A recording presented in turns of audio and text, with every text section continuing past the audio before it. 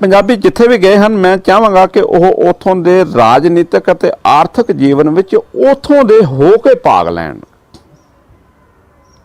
ਆਪਣੇ ਆਪ ਨੂੰ ਸੈਕੰਡ ਗ੍ਰੇਡ ਸਿਟੀਜ਼ਨ ਨਾ ਸਮਝਣ। ਉੱਥੇ ਜਿਹੜੇ ਕੈਨੇਡਾ ਹੈ, ਅਮਰੀਕਾ, ਹੁਣ ਸਾਰੀ ਦੁਨੀਆ ਜਿਹੜੀ ਹੈ ਇੱਕ ਬਣਦੀ ਜਾ ਰਹੀ ਹੈ।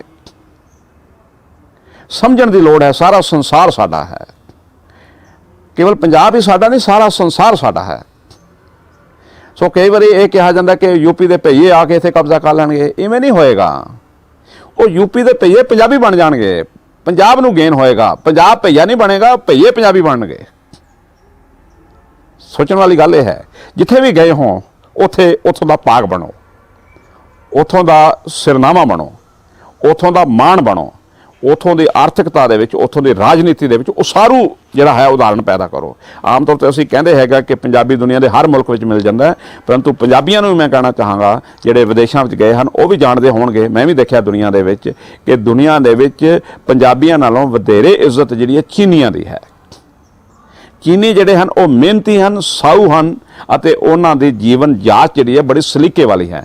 ਪੰਜਾਬੀ ਸ਼ੋਰ ਪਾਉਂਦੇ ਹਨ, ਲੜਦੇ ਹਨ, ਝਗੜਦੇ ਹਨ, ਗੁਰਦੁਆਰਿਆਂ ਦੇ ਵਿੱਚ ਇਹਨਾਂ ਦੇ ਦੰਗਲ ਹੁੰਦੇ ਹਨ। ਸੋ ਇਹਨਾਂ ਗੱਲਾਂ ਤੋਂ ਉੱਪਰ ਉੱਠਣ ਦੀ ਲੋੜ ਹੈਗੀ ਹੈ, ਅੰਦਰਲੀ ਅਮੀਰੀ ਦੀ ਲੋੜ ਹੈਗੀ ਹੈ। ਇਹ ਅੰਦਰਲੀ ਅਮੀਰੀ ਮੈਂ ਦੁਨੀਆ ਦੇ ਵਿੱਚ ਵੇਖਿਆ ਕੇਵਲ ਫਰਾਂਸ ਦੇ ਕੋਲ ਹੈ।